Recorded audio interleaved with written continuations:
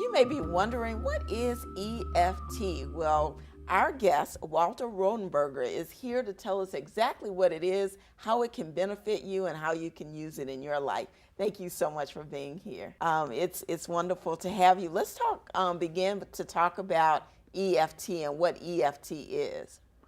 Well, EFT stands for Emotional Freedom Techniques. Okay. And when I retired in 2000, my son said, "Papa, you ought to check out this EFT." And I said, "What is that?" When I first learned about EFT, I went to a website called EMOFREE.com, abbreviation for Emotional Freedom. And the originator of EFT was a fellow named Gary Craig.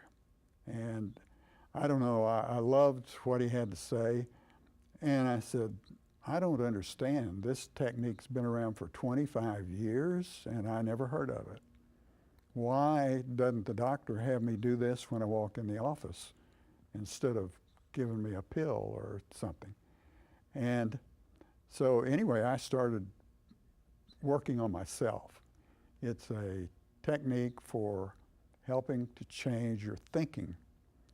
And I've learned over the years that our thinking is what causes most of our physical problems. Mm-hmm. Probably they're primarily all in our subconscious. One of the practitioners that does this said that most of us, by the time we're 13, have somewhere between 700 and 1,900 negative things stored in our subconscious. So we have a lifelong job of learning how to eliminate those negative thoughts from our subconscious. And in the last 9 years that I've been reading and studying and teaching this, I've found that every little pain in our body is telling us to look at a particular thought or a particular subconscious thought and eliminate that. Question I have is, why did your son think you needed EFT? He just knew I needed something to do. Mm-hmm. I had my own business, so I'd closed it down. And he was excited about it, mm-hmm. but he was working full time and I wasn't. So I had a chance to read the book, practice it, and then show it to other people. So you said this techniques helps us to kind of get rid of those messages that are embedded in our subconscious?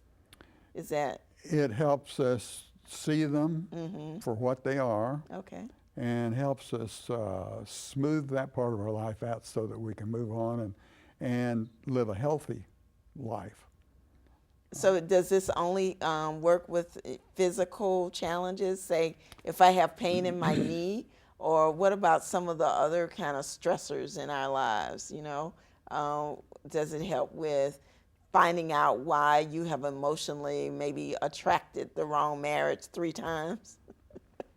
Exactly. Well, both. Okay. And in fact, you mentioned the knee. That one's kind of an interesting one. If you said you were familiar with this book by Louise. Yeah, Louise, Heal Your Body. Well, I had a pain in my knee, mm-hmm. and so I went through the EFT technique for myself about my knee. Let's see, knee spelled knee, right? Okay, yes. If I can find it in here. So in that book, it marries a physical challenge with a thought. Okay, and so it'll tell me if you have problems with your knee, then it's going to say that you're having a certain thought.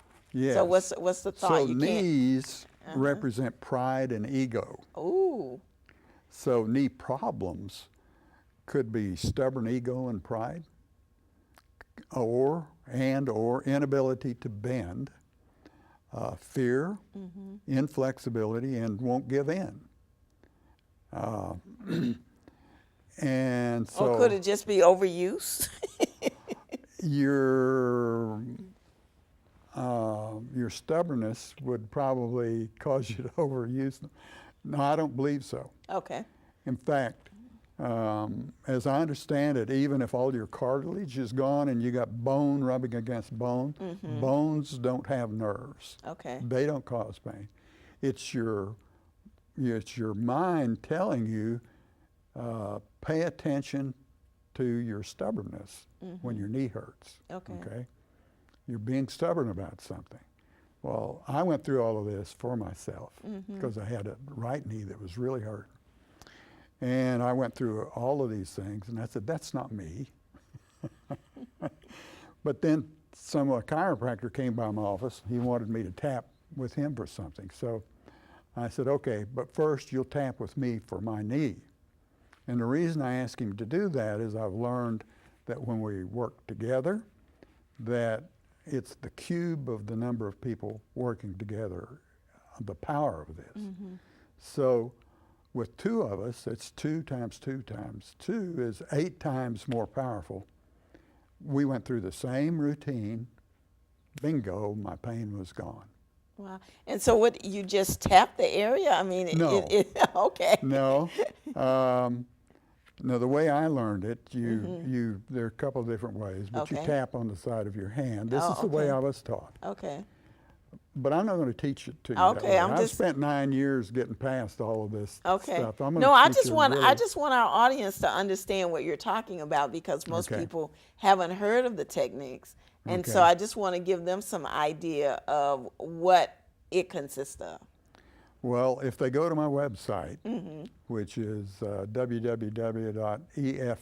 www.eftcenter.com, they'll see me doing this Oh, okay. and tapping here and tapping here and tapping Okay. here. So and there tapping so you would But- say that there are certain parts of your body that you can tap to create what? The theory is that by tapping on different meridians, the Chinese mapped these out 5,000 years ago, and they called them acupuncture points and put little needles in there. But you don't need to poke yourself with needles. You can just tap on these points.